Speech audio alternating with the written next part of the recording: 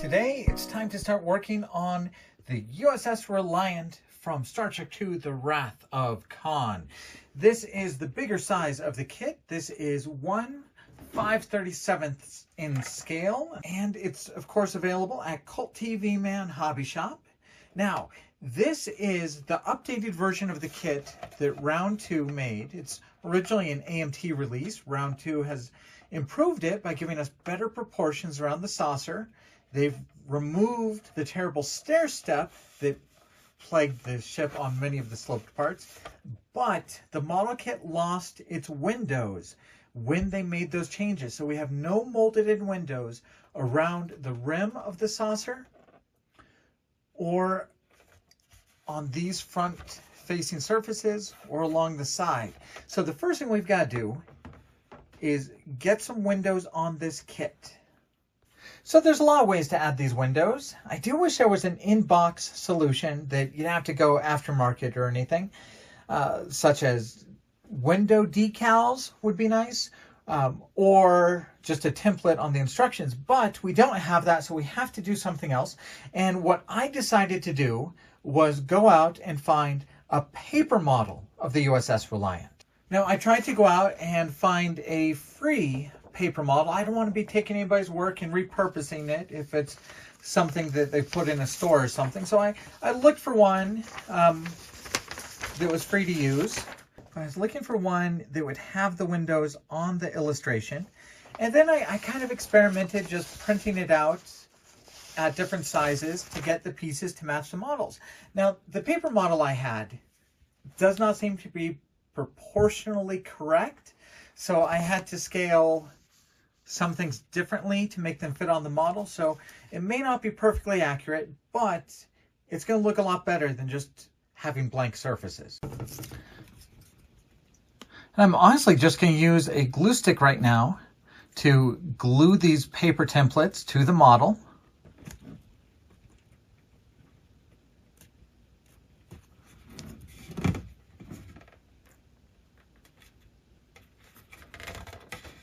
Now that our template's glued back on, it's time to go to work once again with probably one of my most used tools, my tiny little pin vise.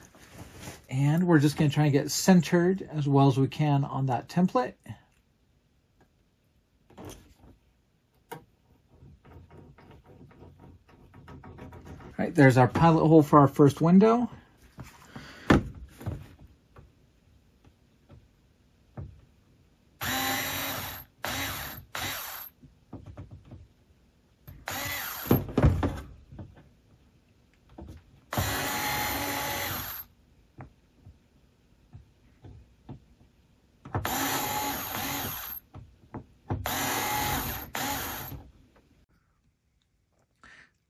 After I had all the holes drilled, there were some that need to be longer and elongated. So on those, I drilled 2 holes close together, and then I went to work with a little bit of a needle file just to clean those up. So there we can see kind of that front face with the holes drilled. There's my other front face. Had to drill a few holes along this rim for the bridge. As I was going around, you know, if you make a mistake and there's holes you don't like, I just filled those up with putty. And once again, just spent a little bit of time cleaning up these holes, making them a little more rectangular with a needle file. Now, I'm not sure. My paper model had this set of windows like the wreck deck of the USS Enterprise. I'm not sure if any of the others, if that's accurate to the Reliant. But I've gone around on the rim and added in most of the windows. I think this section turned out really well, and I really like that section, but a lot of work to put in those holes. Also, I've gone ahead and I've done a lot of paint on the inside for light blocking so that my LEDs don't shine through the bare plastic, just through the windows. So a lot of black, silver, and white to prevent any light leaks. And I've also done a big hole here so that we can stick an LED down to the inside of the lower sensor dome, and a little bit of a hole up on top so that hopefully we get some of the lights shining out from the bridge structure. We will be lighting the inside of the nacelles. So we've gone ahead and we've light blocked this. We don't need clear parts because we've masked off this grill from the inside. There's our bare plastic. And now we're going to put LEDs on the inside of the nacelle opposite it, and those will shine through that bare plastic. For inside the ship, we'll just have one set of LED strips here in the middle. That should provide plenty of light for this main empty hull. There's our LED strip for the nacelles. And opposite that, we have the part of the nacelle we've left unlight blocked.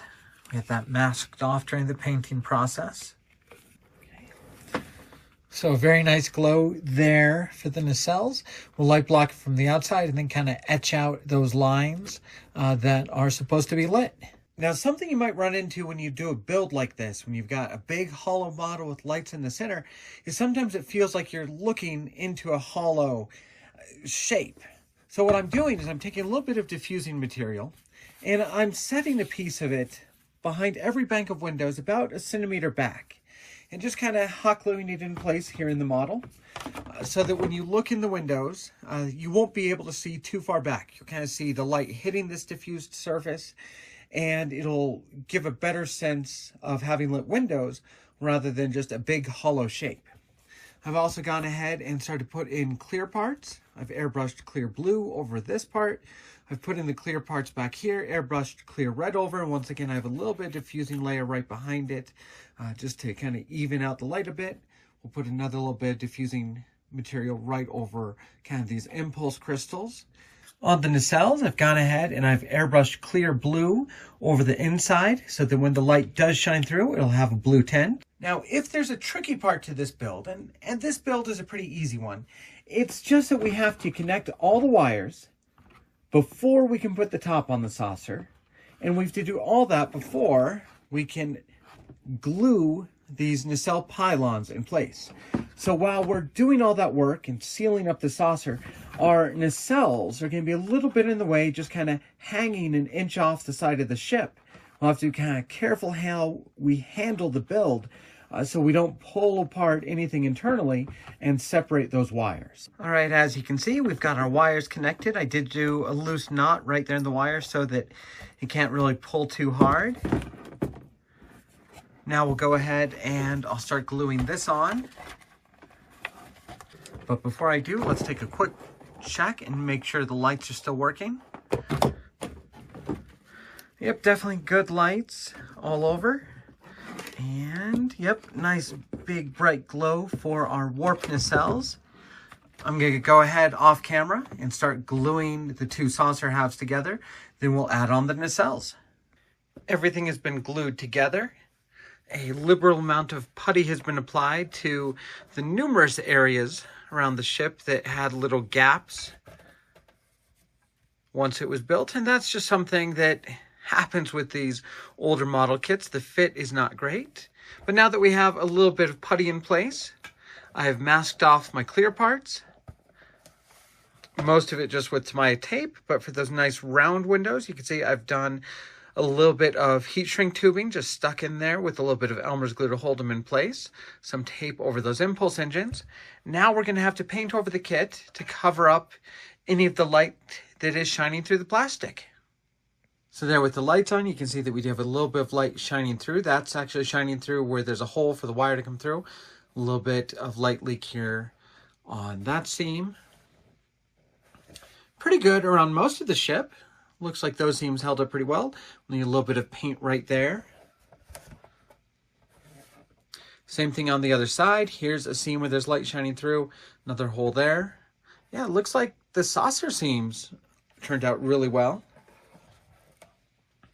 Underneath, a couple marks just where there's light coming through. So we'll do some black paint through the airbrush to stop those light bleeds.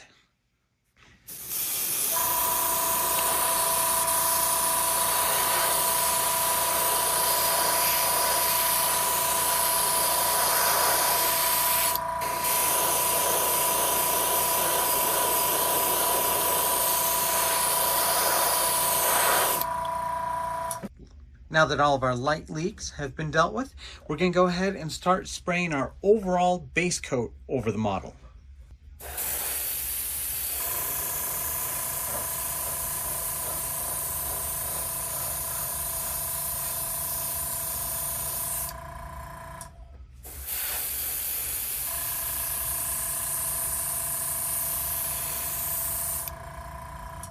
So now our ship is in its overall very light gray, almost white paint color. And now's the part of the build where we really start to get to have a little bit of fun and put on the paint job. Now, I really had to decide what I was going to do on this build. And there was a moment when I was going to spend a lot of money on add-ons and get the photo etch brass template to do all the windows. There was a point where I was going to buy all the official masking systems for this and do a real nice Aztec job. But in the end, I decided I was just going to kind of build this on my own and go the paper model route to do my windows. And I decided I was going to just use some stencils I made myself to do the paneling. They're not going to be the exact official pattern for the paneling, but I think they're going to do a good job. And I thought stencils would be a good way to go to make it easy and to make it fun to do the job. And there's pros, there's cons. One con is when you do stencils, they don't end up quite as sharp as masks, but I think it's going to work out okay. To start this paint job, we need two very, very similar colors of gray. Here are my two grays right here. Both of them same mix. They are Tamiya White and Tamiya Chrome Silver mixed together. Just a little bit more Chrome Silver mixed into this one. So overall not white, a little bit of gray. And of course on Starfleet ships, the pattern alternates from each pie wedge. So kind of what is dark on this pie wedge is light on this pie wedge. So I've gone ahead and on every other pie wedge, I've gone ahead and sprayed the darker color. So on the ones that start off dark, I'm going to use my stencil. I'll lay it down and I will spray the lighter color on top. And on all the ones that start off light, I will spray the darker color.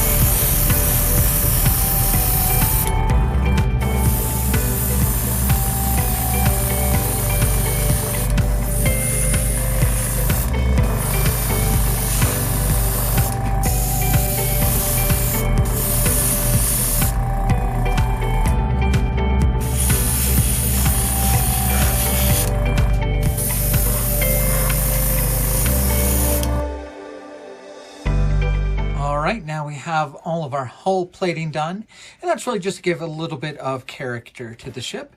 But now we can go ahead and start doing all the traditional Starfleet painting along the ship, just masking and airbrushing the rest of the ship's colors.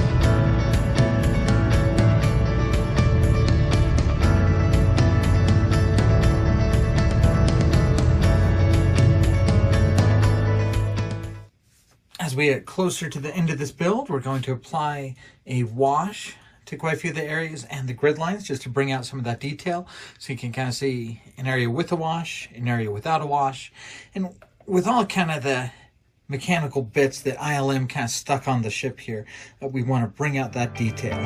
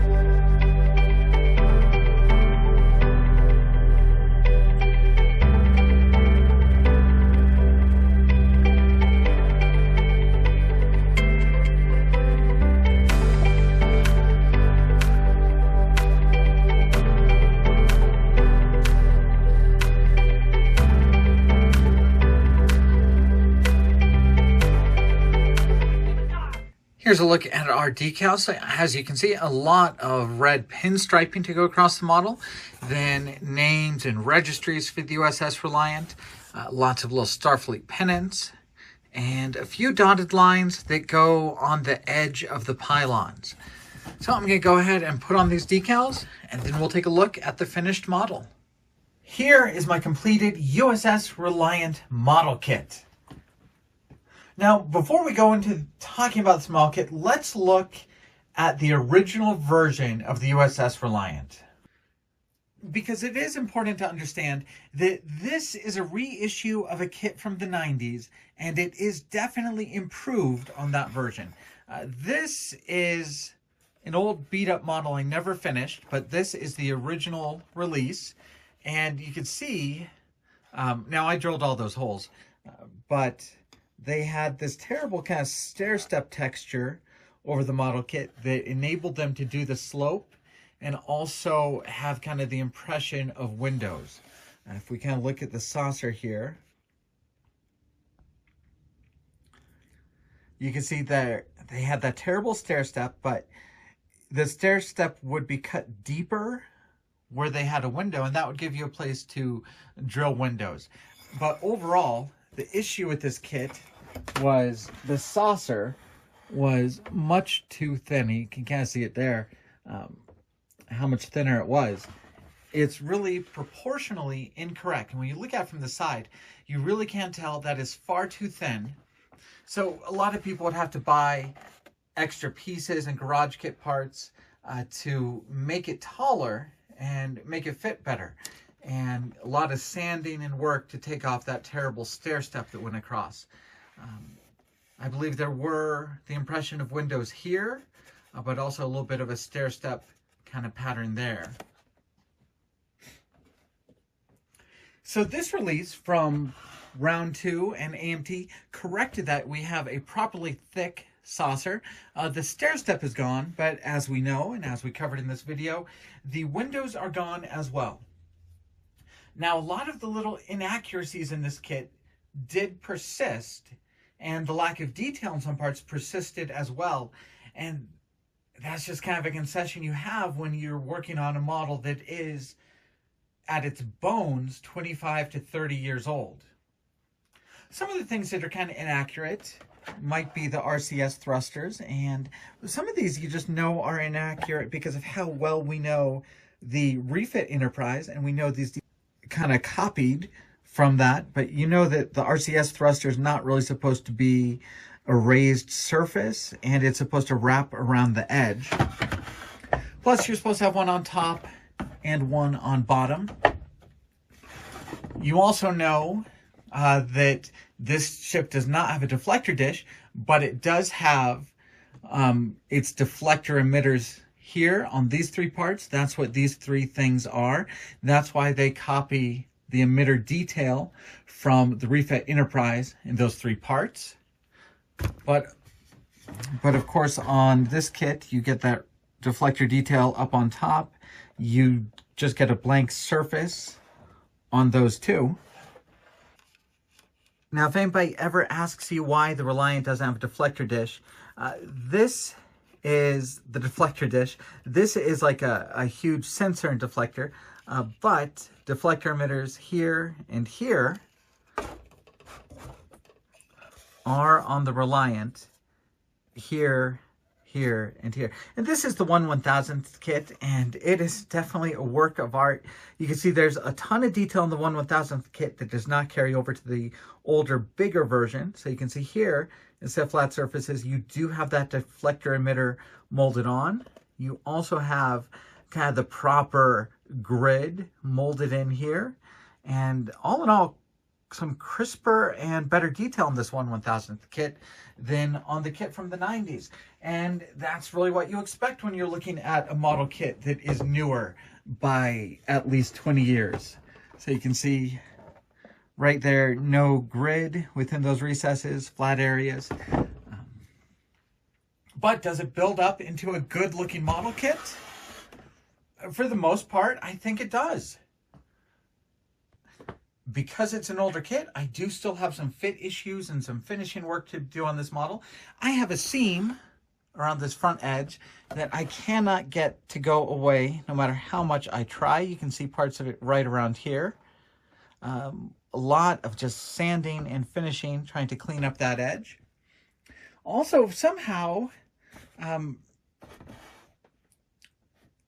my warp nacelles are not quite even. This one is a little bit askew, and I'm not quite sure how that happened, since this is parallel and that fits the hole very nicely. It's just a little bit off. Maybe it's my connection down here that's thrown off a little bit. But all in all, does it build up into a good looking model? Yes, I think it does. Things I'm really happy with. I am very happy with my paneling.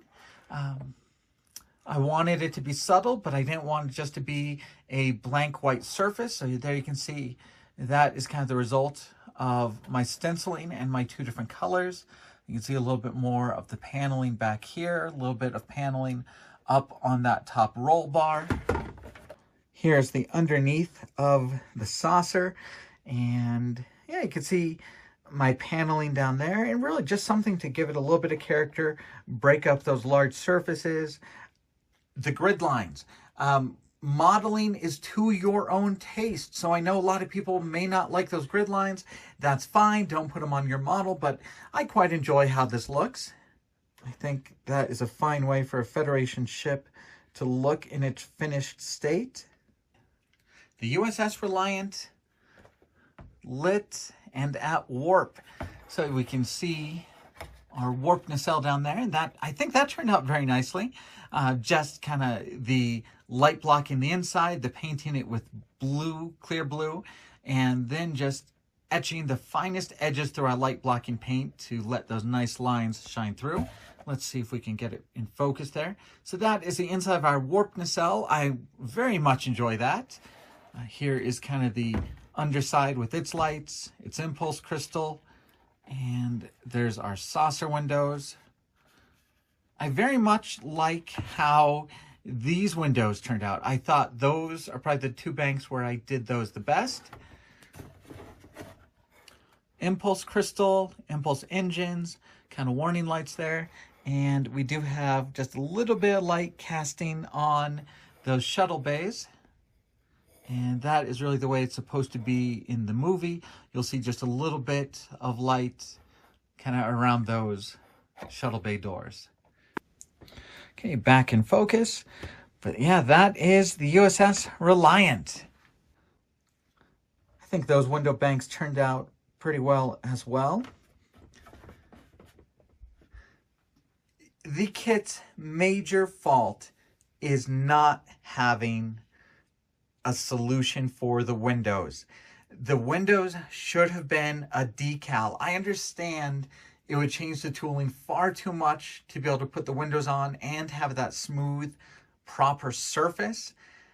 That's why, like, the classic refit Enterprise has to have cutouts there and a separate window piece that you insert. I think the biggest thing that takes away from my model is those kind of Flintstone-esque windows that I had to put on the ship. You can kind of tell when they're not even, especially if we kind of zoom in here, you'll be able to see, yeah, they're not great. I wish they'd had window decals for the kit. I think I'm pretty happy with the windows on the front faces, around the bridge. And there are banks here I'm okay with. I think that one looks pretty good.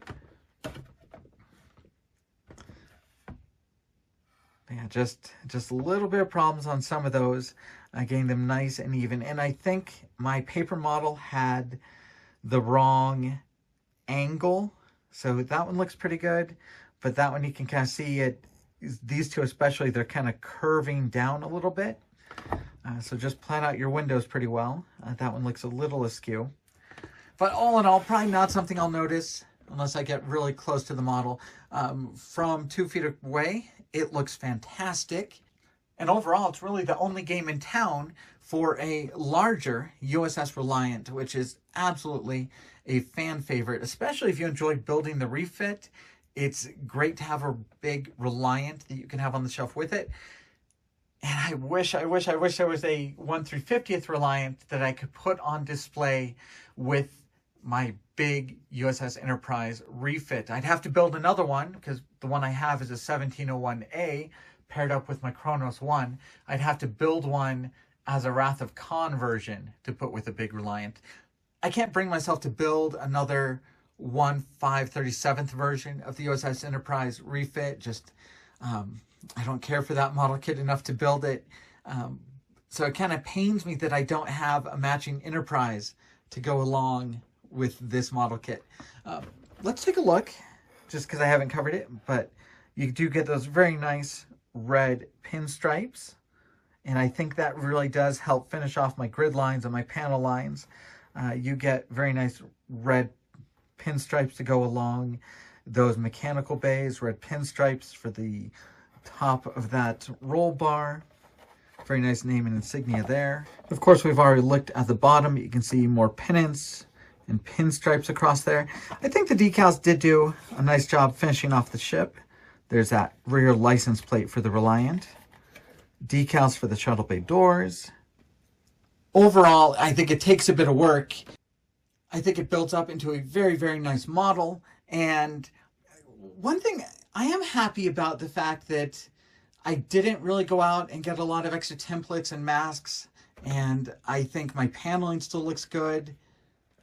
Maybe I should have gotten the templates for the windows, but you know, sometimes it's fun just to work on a model and just do things yourself, your own work, rather than templates and masks that other people have made. But to each your own taste. If you don't enjoy that part of modeling, you know, pick up the decals, pick up the masks, whatever you like to do. But that is my review and my build and my thoughts on the USS Reliant model kit, available now at all sorts of hobby shops, including CultTVMan, and links will be down below. Thank you guys for following this build, and I'll be back soon.